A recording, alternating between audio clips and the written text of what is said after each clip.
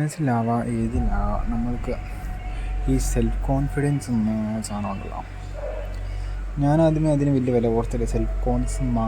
Confidence മാത്രം വെച്ചിട്ട് ഞാൻ എന്ത് മൈലും ഉണ്ടാക്കാനാണ്. പക്ഷെ അങ്ങനെയല്ല, അതിനൊരു എക്സ്ട്രാ വാല്യൂ ഉണ്ട്. നിനക്ക് എന്ത് അറിയാമെങ്കിലും അറിയില്ലെങ്കിലും അത് നിനക്ക് തരുന്ന ഒരിതുണ്ട്. എന്നാന്ന് പറഞ്ഞാൽ കോൺഫിഡൻസ്.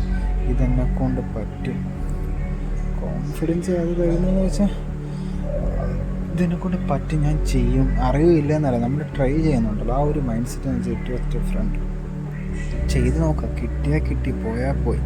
അങ്ങനെ ഒരു മൈൻഡ് സെറ്റ് എന്ന് വെച്ചിട്ട് വാസ് വെരി വെരി ഇതാക്കണം. അങ്ങനെ ഒരു മൈൻഡ് സെറ്റ് റയറായി കിട്ടുന്നത്. അപ്പം നമ്മൾ ഫസ്റ്റ് എന്ത് സ്റ്റാർട്ടപ്പ് ചെയ്യുന്നത് സെൽഫ് കോൺഫിഡൻസ് വന്ന കാര്യം നമ്മൾ മനസ്സിലാക്കണം. എന്തൊക്കെ പറഞ്ഞാലും ഞാനത് സക്സസ് ആക്കും, അല്ലെങ്കിൽ ഞാൻ ട്രൈ ചെയ്തിട്ട് എനിക്ക് കിട്ടില്ല, അങ്ങനെ ഒരു മൈൻഡ് സെറ്റ് ആയിരിക്കും. ട്രൈ ചെയ്തിട്ട് എനിക്ക് കിട്ടിയെങ്കിൽ പിന്നെ ഞാനത് അവിടുത്തെ വിഷമില്ല. നമ്മൾ മാക്സിമം ശ്രമിച്ചിട്ട് നമുക്ക് കിട്ടാൻ പറ്റുന്നതാണ്. സോ നമുക്കവിടെ റിഗ്രറ്റ് എന്ന് പറയുന്ന സാധനം അടിക്കേണ്ടതാണ്.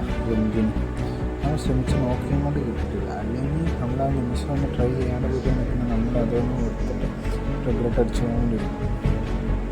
അന്ന് എനിക്ക് അങ്ങനെ ചെയ്ത് നോക്കുക, കിട്ടി പോയിട്ട് എന്നിട്ട് ഇത് അടുത്ത് ഈസി ഓർക്കുചിന്തിന് മനസ്സിലാണ് റയറുണ്ടോ.